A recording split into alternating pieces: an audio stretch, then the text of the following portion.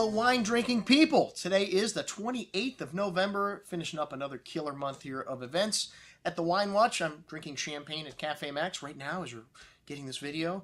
And then tomorrow night, Friday night, we've got our vintage Madeira tasting going back to 1802. I think we still have a few spots for that left. And then just our Cristal dinner, and that is it for this year. Oh, I'm sorry, we added one event on Market 17, Washington State tasting featuring 3 killer producers. And, I can never pass up a deal on my favorite wine, Burgundy, Bordeaux, Brunello. They seem to all start with B's for some reason, or most of them. But especially when I can buy an older vintage wine at or below the price of the current release. And this 2004 vintage from Montalcino was very highly, was very hyped when it came out. And it could have been because 2002 was a complete wash. A lot of producers did not even make their top wines, as Valdicavo or FRIGGIALI did not make any Brunello, TENUTA, the Centellani family wineries, actually. And then 2003 will always be marked by the extreme heat and the scandal, where a lot of the top producers got caught mixing Cabernet with the Sangiovese, which is a big no-no.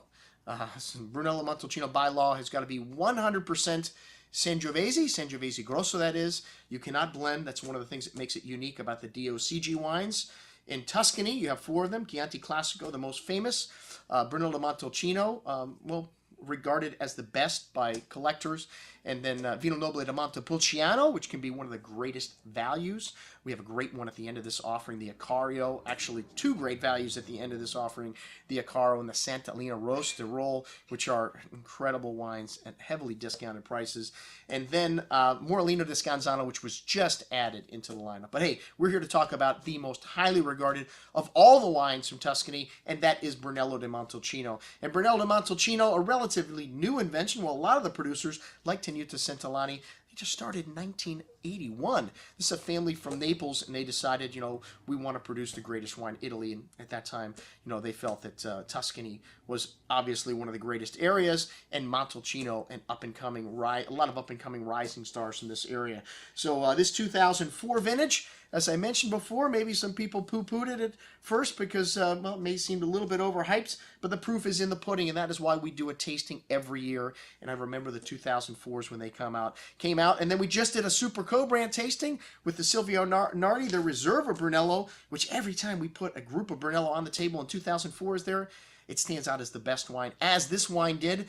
2004, a vintage that's just starting to, get mature. Brunello's released 5 years after the vintage, and in a great vintage like 2004, you can keep the top wines like this Donna Olga 10, 20 years or more in your cellar. Now, this Donna Olga is all about quality. This is the top of the line when it comes from the Centellani family. The vineyards are located about 5 kilometers away from the ancient walls of Montalcino, and they're terraced, and they go from about 400 to 270 meters above sea level, and the grapes coming from the higher blocks give the wine this lovely, long-lasting perfume and a lovely backbone of acidity, which grant them long lives, and the grapes coming from the lower blocks give them a little more tannic structure and polyphenols, which give the wine a lovely velvety structure on the palates. This wine is still a bit tightly wound, but it's starting to show some lovely cherry, fruit, and plum, some old leather saddle, porcini mushroom, and exotic spice and floral notes, and has this lovely silky velvety texture. One of the things I love about Sangiovese, just like Pinot Noir, it has a lovely silky texture